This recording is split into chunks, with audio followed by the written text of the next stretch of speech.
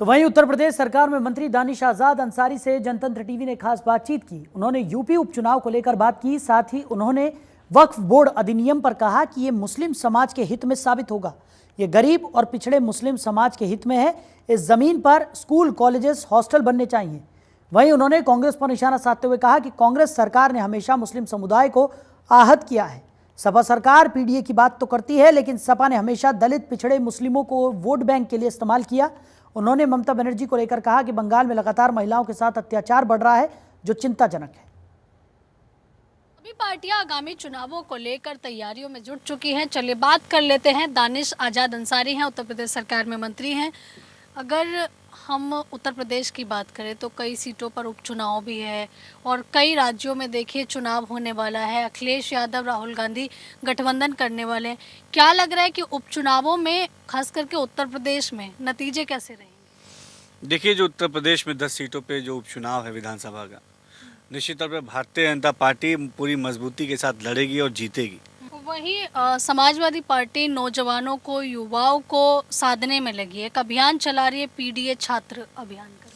देखिए, जो पीडीए की बात समाजवादी पार्टी करती है, जो पिछड़ा दलित अल्पसंख्यक, सही मायनों में पीडीए के साथ सबसे बड़ा जो पाखंड, जो उनका असली पीडीए का फुल फॉर्म है, वो पी फॉर पाखंड है, डी फॉर धोखा है। और यानी पिछड़ों के साथ उन्होंने पाखंड किया, दलितों के साथ जो है धोखा किया, और अल्पसंख्यकों पे तो सबसे ज़्यादा अत्याचार समाजवादी पार्टी ने किया। पश्चिम बंगाल में देखा गया कि महिलाओं के साथ में अत्याचार लगातार बढ़ रहे हैं। वहाँ एक डॉक्टर के साथ में पहले रेप किया जाता है, उसके बाद उसकी हत्या की जाती है।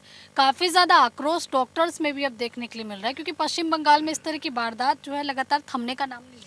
देखिए, ये बड़ा दुखद है।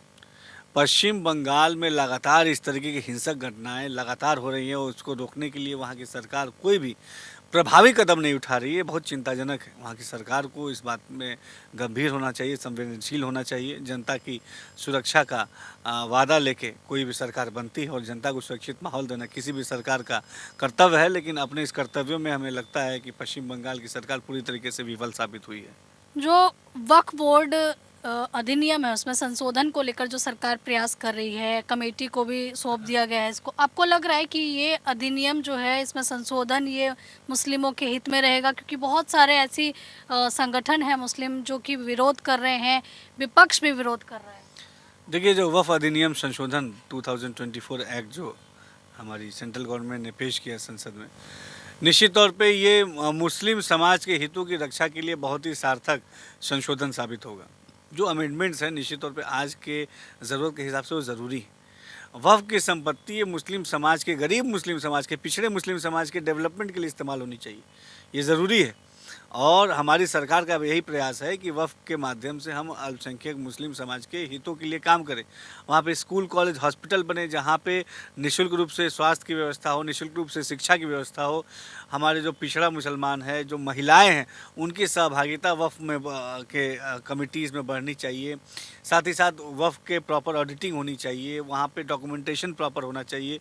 तो ऐसी बहुत सारी ज़रूरतें हैं जो जिसमें वक्फ को इंट्रोड्यूस करना जो ज़रूरतों को ज़रूरी है। और निश्चित तौर पे हमारी सरकार का हमेशा बड़ा ही सार्थक और पॉजिटिव कदम रहा है मुस्लिम समाज के डेवलपमेंट के लिए। धन्यवाद। तो देखिए, यहाँ आप उत्तर प्रदेश सरकार में मंत्री दानिश आजाद अंसारी को सुन रहे थे। कैमरा पर्सन योगेंद्र के साथ आंचल यादव, जनतंत्र टीवी, दिल्ली।